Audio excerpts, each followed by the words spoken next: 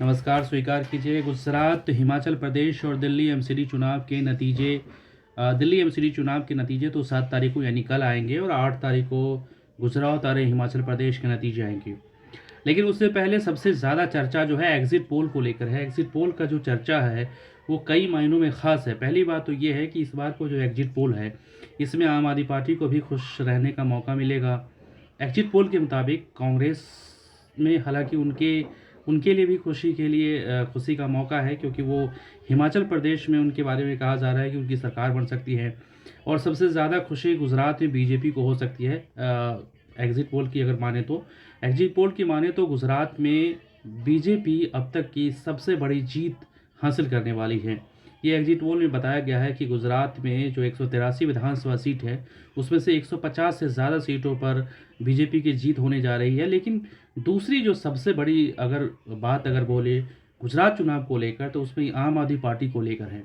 आम आदमी पार्टी को लेकर ये है कि वो जो जहाँ पर बीजेपी के जो गढ़ है, बीजेपी की का जो गढ़ है, चाहे वो जहाँ से प्रधानमंत्री मोदी आते हैं, जहाँ से अमित शाह आते हैं, वो तमाम जो बड़े नेता वहाँ से आते हैं, उनका जो गढ़ है गुजरात, वहाँ पर आम आदमी पार्टी धमाकेदार एंट्री करने जा रही है। एग्जिट पोल के मुताबिक बताया जा रहा है कि 15 से 20 या 21 सीट के आसपास आ रहे हैं।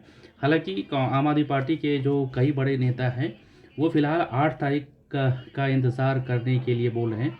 गुजरात चुनाव पर तो वो कुछ नहीं बोले, लेकिन एमसीडी चुनाव में उनकी ऐतिहासिक जीत होने वाली है। कम से कम 180 प्लस सीट उनके पास आ रही है।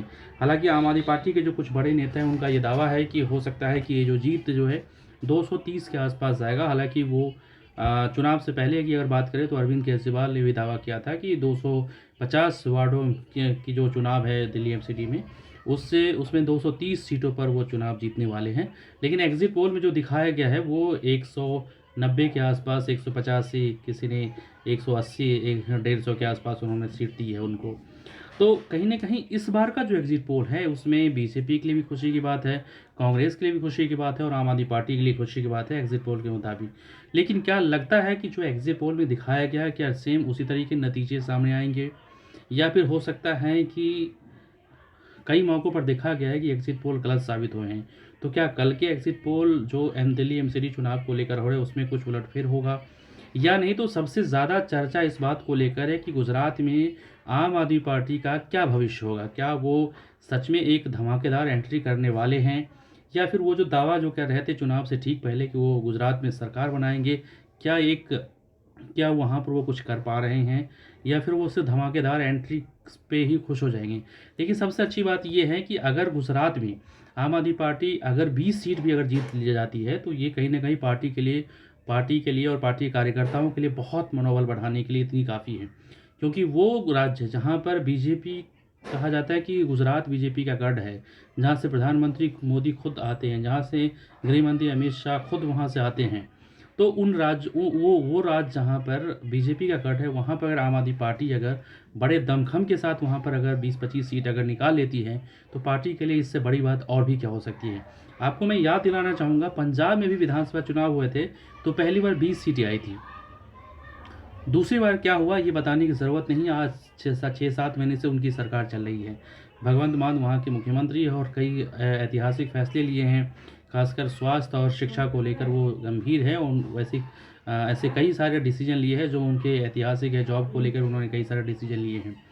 तो क्या ये 7 तारीख को जो कल एमसीडी का जो नतीजे आने वाले हैं क्या उसमें कुछ उलटफेर होगा?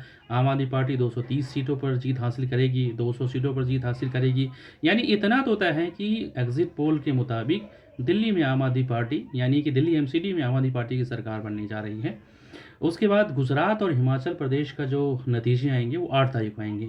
तो ऐसे में ये कहा जाना कि इस बार कांग्रेस के लिए भी अच्छी खबर है कि हिमाचल में उनकी सरकार बन सकती है। हालांकि हिमाचल और पहाड़ का भी अगर एक ट्रेंड देखा जाए तो वहाँ पर ये होता है कि एक बार बीजेपी एक बार कांग्रेस, हालांकि वहाँ पर कोई विकल्प नहीं है। आम आदमी पार्टी ने थोड़ी बहुत कोशिश की थी हिमाचल में, लेकिन उनके जो एक बड़े नेता हैं, मंत्री है सतन जैन, उनके जेल चले जाने के बाद वो वहाँ पर चुनाव उतनी मजबूती के साथ नहीं लड़ पाए और सीधा गुजरात शिफ्ट हो गए थे और दिल्ली एमसीडी और गुजरात चुनाव को ज़्यादा फोकस में उन्होंने रखा। हालांकि ये अगर कह सकते हैं तो हिमाचल प्रदेश में भी आम आदमी पार्टी ने शुरुआत में अच्छी कोशिश की थी, लेकिन उनके जो बड़े